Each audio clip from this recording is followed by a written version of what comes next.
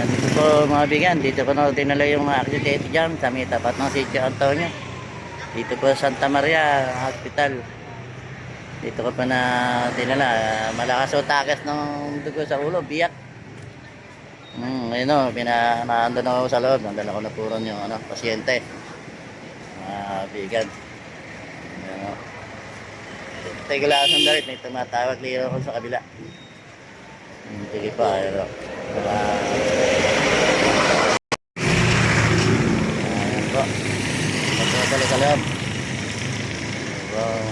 Ang dala po ngayon si rescue namin, pati namin emergency. Aking dala pong gamit na patrol. Bigan.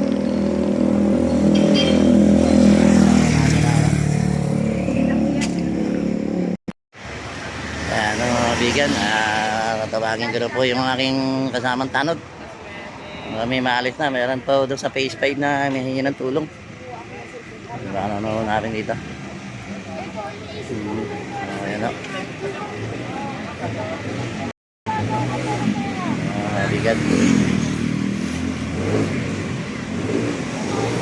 Makauwi na kami. Tumuampoy nasa phase 5. Sige mga bigan. Tawagin lang po yung kasama kong katanuran. Ayan po yung magigiting na kasama kong tatlong tanod. Harap kayo dito, harap. Kaway-kaway mo lang, mga tanod. O yan, yung mga tanod namin kasama. O sige po, mga bigan. Kami po, uwi na. At pupuntahan namin yung isa pang nasa phase 5. Baka umapot pa kami mga bigan.